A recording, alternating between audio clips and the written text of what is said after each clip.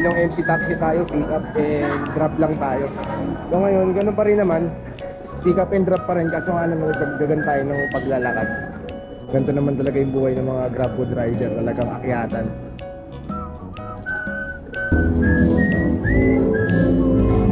Okay ito ma'am, no?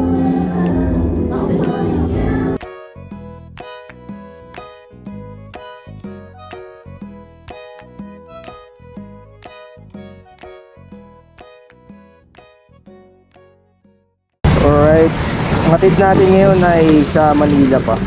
Dahil wala naman akong tawag dito planner, talagang outside dito lang po tayo. Kumbaga yung area natin, hindi natin magagalawan mamaya pa kasi dun pa lang tayo magkakaroon ng schedule mamaya. Bali 9 to 12 PM naman yun. Bago lang ako. Grabe, sobrang panibago ko na talagang tulad yung sinabi ko, pag MC taxi rider ka lang, pick up at saka drop lang yung pinakatrabaho mo, talaga maghihintay ka lang tapos i-drop mo na yung pasahero mo. Yun nga lang, dito naman ganun pa rin naman, yun nga lang pagdating sa pick up, talagang literal na pick up. Tulad nyan, simula sa bahay namin hanggang dito sa Fisher Mall, merong 3 kilometers ang layo. Nahatak ako dahil lahat ng mga riders dito mga naka-planner yan. So pag sinabing naka-planner, may certain area lang sila na pwede. So ako, hindi ako naka-planner, hinatak ako. Ako yung pwedeng iba to sa mga malalayo. Pero syempre, advantage naman nun, mas malaki yung kikitain natin kumpara sa kanila. Pero syempre, hindi rin naman lagi, di ba? Sobrang komplikado ba? May mga panahon kasi na kahit dito ka lang naka-area, tapos sobrang dami ng demand, paulit-ulit, pabalik-balik ka lang. Pero kapag ano naman, wala kang planner, syempre ikaw yung pambato sa mga long ride, malaki yung chance mo na mapunta ka sa iba't ibang lugar at makakuha rin ng malalaking mga fare ng booking. Yun nga lang, palayo ka sa area mo. Pero sa akin, hindi naman nabago yun dahil MC taxi rider tayo. Kahit abutin pa tayo ng Catbalogan Summer, sisiw lang yan. So yun, syempre, sa part ko, kumbaga, iniisip ko, grab food na lang So, area-area na lang.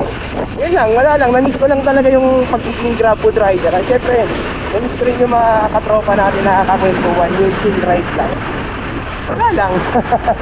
Kaya namiss ko mag-grab food kayo. Yun, ano muna tayo? Dami ka ng kuda. Ano muna tayo? Drive muna. Yung mahirap sa mga umu-order. Posibleng hindi na nakikita sa GPS. Hindi pa nag-aabang. Ay nako. Ito talaga yung mga ayaw kong moment sa pagdi-deliver ng ganito. Mga hintayan, yung tatawagan pa.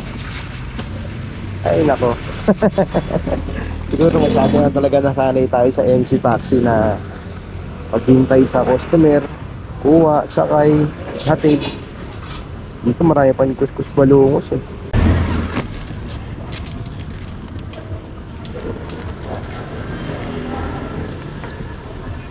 Ma'am Rose pa. Ang bilis ng panahon. Halos 4 na taon na rin nakakalipas simula nagsimula ako sa ganitong larangan. Sa haba ng panahon na yun, marami nagtatanong sa akin kung bakit hanggang ngayon nagtsatsaga ako sa ganito.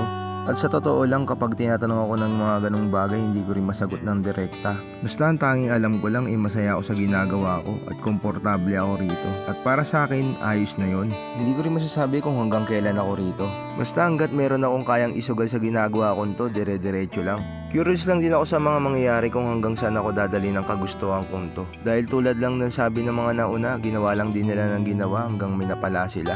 Kaya hindi ko na rin susukuan to, manalo man o matalo. Mulit-muli maraming salamat sa lahat ng mga sumusuporta kay Arif Motovlog. Kung ano man ang narating ko ngayon, malaking parte nun ay kayo. At sana sa mga susunod ay tayo pa rin.